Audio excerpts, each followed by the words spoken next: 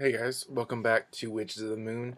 I am your Wednesday host, Houston. This week we are talking about magical depression. Um, I do believe that Rhiannon and Ava did a fantastic job of pointing out their views on magical depression. I wanted bleh, I wanted this morning to share my point of views on the subject. So let's go. Magical depression, just like what Ava said, is almost like spiritual and psychic burnout. It's a point in your spiritual practice where you don't have the drive to practice daily spell work, give offerings. Um, it's almost like you don't have the drive to do anything spiritual at all. You're going about your day-to-day life, and that could just be burning you out, where you get home and you're so exhausted or stressed out from work or whatever that you don't even feel like going, and you know don't really have the energy to go and work a spell that you've been planning out for a while, or a ritual, or an aspect, or a sabbat. Um, and truthfully, I'm actually going through one of those phases right now where when I get home from work, I don't have the energy, and when I have days off, I don't know. I don't have the drive to do something, do something magical. Like making incense, or doing a spell, or working with the elements, or just feeling energy in general. I just don't have the drive. And for me, I think a lot of it has to do with, you know, working 11-hour days, then, off 2 days a week or whatever. Um, it has a lot to do with that. It has but I think another thing that has me, not really magically depressed, but stuck in a rut stuck in a rut magically, is the books that I read. Unfortunately, I don't read one book at a time, finish it, and then read another book. I have like between 4 or 5 books that I have that are, I'm reading back and forth and switching between, and I think that's just confusing me so much, where I don't know what to do next, or kind of how to go about my next step in my spiritual practice. Um, so, I mean, reading too much and overcomplicating yourself, that can also bring out magical depression. At least it has for me. Um, Overcomplicating your craft and your path. Um, I mean, a path that is complicated, if it works for you, that's fantastic. For me, a little bit of complication here and there, a little bit of complexity. I shouldn't say complication, complexity. Um, Works perfect. Sometimes I love drawn out and um, complex rituals. Sometimes I love them. Sometimes I don't. Sometimes I want to do something simple, fast, and I'm done.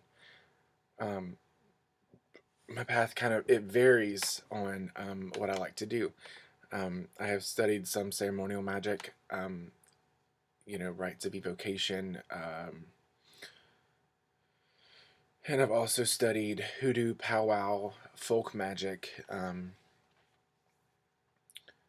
things along that. So I mean, it totally varies from one extreme to the other, and I think when I read, and for me, it's just for me, when I read too much on or have too many things going at one time. Like, okay, so right now, the books that I am reading, the Lords of the Seven Rays, which is a book about ascension and working with the seven lights, or the seven energies of the chakras. I just started that book yesterday. Um, If you watched my thrift store haul on my channel, that's one of the books that I bought for like $3.50. I'm reading The 13 Gates of the Necronomicon, um,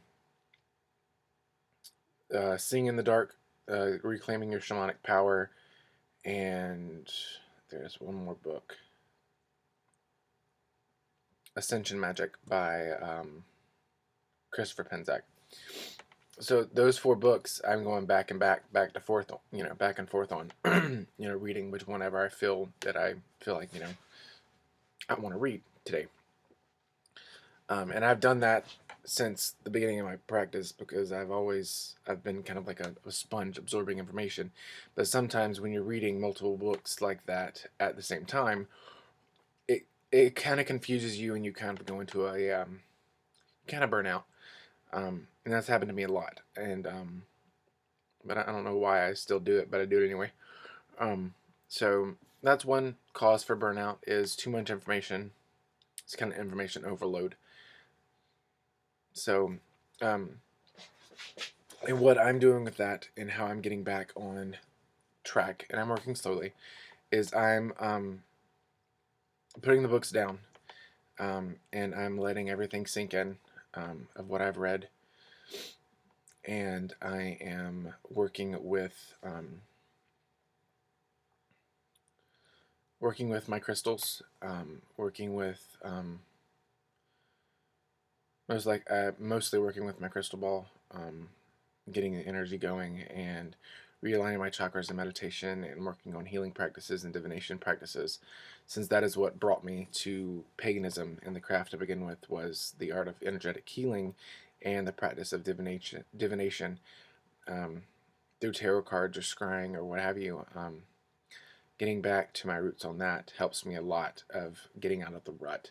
And then once I'm out of the rut, I start, doing things. So that's what I'm looking forward to.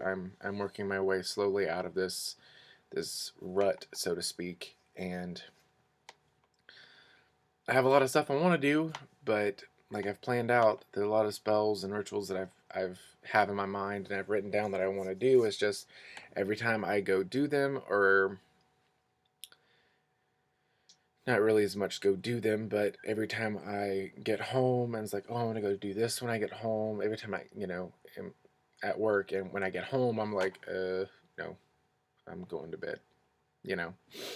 And then on my days off, I think about it and then I just don't have the drive to do it. So hopefully that's all going to change. I'm going to work my way out of it and kind of climb my way out of the rut. So yeah. I hope you guys liked my take on my spiritual or my magical depression. Or I hope you at least gained some information on how others battle or work through their magical depression and how it can help you along your path as well. I mean, magical depression,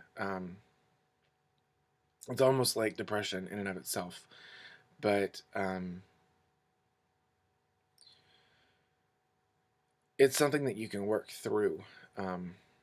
It's not something, well, it can be. It can be debilitating in your spiritual path. I mean, it can stop you so much where you don't practice anymore, period. But I mean, it's something that you have to work through, something you have to battle through. So yeah, I think that's it. So like I said, I hope you guys enjoyed my take or found it informative or what have you. If you guys have any comments or questions or anything like that, please leave them in the comment section below. And I hope you guys have a great rest of your week. I will see you guys next week. Many blessings.